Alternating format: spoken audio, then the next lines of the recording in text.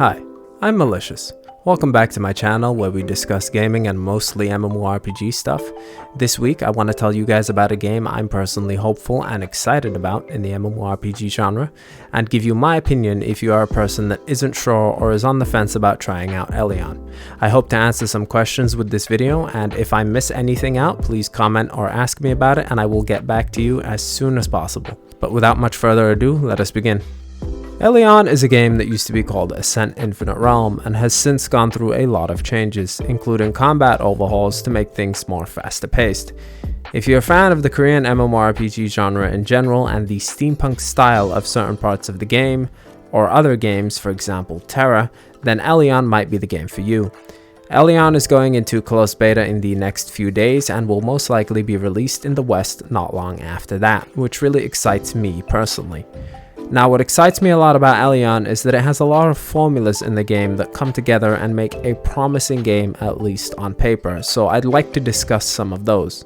So, Korean-based MMORPGs sometimes have a faction versus faction system, for example Arcade or Aeon being some of the more notable ones, which basically promotes a lot of random PvP in those games that doesn't punish the player. Now, as a PvP fan, I've always loved faction-based systems, even in Western games, and in some of the Western games they're not necessarily done in a way that promotes PvP as much, but I've always been a fan of that kind of idea system. It cuts down the whole situations of farming karma, for example, in Black Desert Online, and a bunch of other things where you can attack your own faction. However, in Elyon you can also attack your own faction, just like in Arcade. Aeon, I believe you weren't able to attack your own faction, but that's the outlier there. If any of you guys have played Terra, you will find a lot of similarities between Elyon and Terra, since both are made by the same developers pretty much. Which means for all of you Terra lovers, Elyon is the unofficial spiritual successor of Terra. Also, unlike many other Korean MMORPGs, there isn't a gender lock on the classes as well as multiple races to choose from. And it seems, at least from first glance, that the developers have put time into figuring out some of the things that are more popular in the West and added some of those into the game. So no real gender lock, the faction-based system, and a few other things that, have been well received in other MMORPGs of the Korean variety on the Western side. Another thing that I find to be an amazing part of the game is because Terra was supposed to be the first true action combat MMORPG we had, or at least the one that did the best, and I think it was the first, but I'm not 100% sure on that. Elyon also is completely action combat based and quite fast paced in a way that probably means endgame PvP will be similar to how Terra was, or even a little closer to the Black Desert Online style that we have today. Either way, as someone who enjoys action combat, I can't wait to actually get stuck into the PvP and see what it's actually like. It will likely be clunkier and more methodical, even slower than the thought out BDO system, but it will probably have a more thought out system that involves other things. Now, I've discussed in the past that BDO has a very shallow yet very flashy combat system, which allows it to be extremely fast paced. Terra, on the other hand, was a game where you didn't really get full-on one comboed off of 1 CC like you do in BDO in just a few seconds. Rather, the game lets you position and play at a different pace where 1 CC did not guarantee death, which basically promotes some really good PvP matchups and more well-rounded matchups, all-rounded sort of things, and a different way of balancing and playing the game. I expect Elyon to be similar to this, however.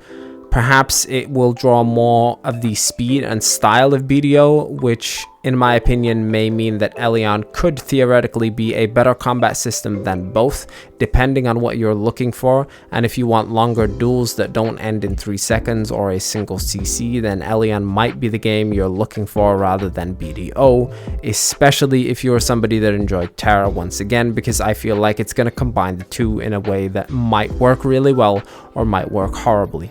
So this part will either appeal to you or it won't. When I'm able to play the game, I will personally talk about the skill cap that I can find in the classes in later videos once I figure more of those out. If you do want to know more about PvP and other things like that, there are some really good content creators that have already made Elyon content from the Korean side, as well as streamers, and some of them are really cool people, so feel free to check those guys out, or Now we get a little deeper here to talk about the flexibility of skills and classes. Even though I don't know all of the details, I'm gonna throw back to an old game I loved.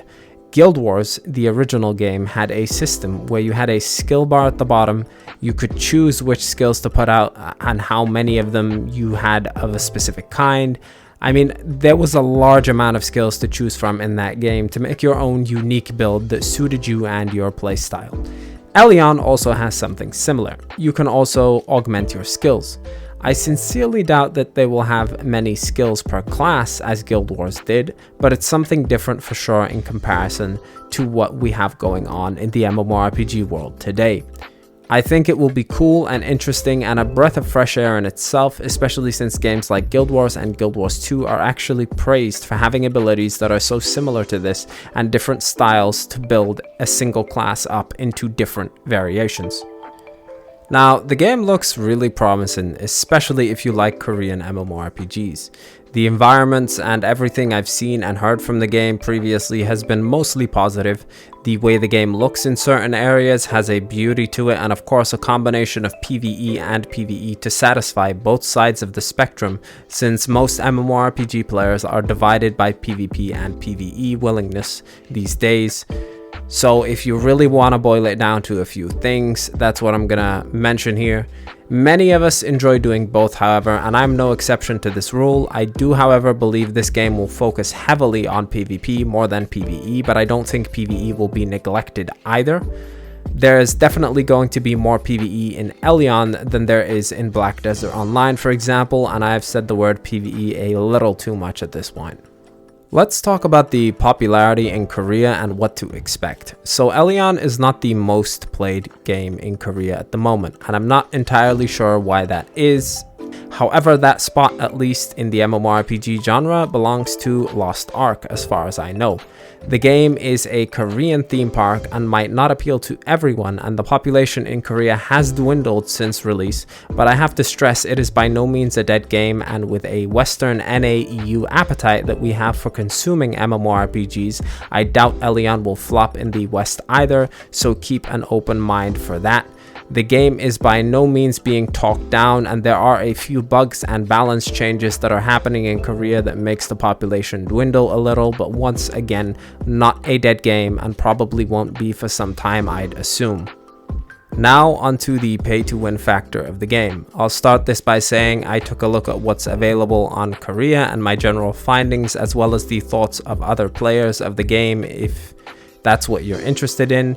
So if you don't think that Black Desert Online is pay to win, then you most likely will find Elyon not pay to win either. It's a similar system where all you can really get is something that will help you with RNG on a select amount of items, but all of these are achievable in game. Remember guys, the publisher for this game is Kakao, not Gameforge, so we're saved from being absolutely demolished for our money, but only by a little bit. But again, it's going to come down to your perception of what pay to win is. I don't think Elyon is pay to win personally, because I realize anything that can be done on the market can be achieved rather easily in the game also, and won't exactly give somebody a massive boost, for example, like buying the entirety of a gear set on Arcade did. Of course, there will be people that will drop thousands of bucks in the first week just to try and get something faster than others, but will that really matter? Likely not, because of the way Elyon is made and the way Elyon is run. I don't think those kinds of things will last very long. But I digress on that part of the subject. I don't think it's pay to win personally, but you can make up your own mind from here. I'd argue it's even less pay to win than Black Desert Online. I did mention Kakao. They aren't the best publishers on the planet, but they are a hell of a lot better than Gameforge in my experience. On a side note, I've slandered Gameforge so much, I wouldn't be surprised if they blacklist me for life. However, on the other side of that, Kakao does have a habit of making games an RNG casino type mess though to deal with, so there's a possibility of that, which would be a huge negative. We have yet to see entirely what will be in the cash shop on the NA-EU regions, but keep an eye out for that. Another thing that could be a plus or a negative for most people, the game is indeed a theme park game, and with that the game has content like arenas, faction, PvP, dailies. The daily part will likely take maybe 2 hours of your time to complete at a certain level and will probably be faster in the future. This is just a rough estimate from the data I have as of right now, and there's not many dailies which allow you to play the game whichever way you really wish after sinking a few hours into what you really need to get out of the dailies, weeklies, dungeons and such, which should only take you about 3 or 4 hours collectively. That being said, the game may be grindy and I'll comment on that as I play it. I personally don't mind the grindy endgame as long as the gameplay loop is fun and engaging.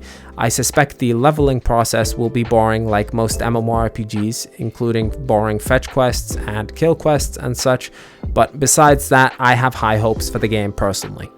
Another possible downside is, although the game looks like, it's kind of pretty, it is indeed made on Unreal Engine 3, which is definitely not the newest engine in the market. So the game has probably been developed for quite some time, and this isn't necessarily a terrible thing, but you can see that some parts of the game might be outdated. So unless they upgrade to a newer engine in the future and, after a few years or so, this game will probably feel a little old later on down the line, and I'm not sure how that will fare for the longevity of the game itself.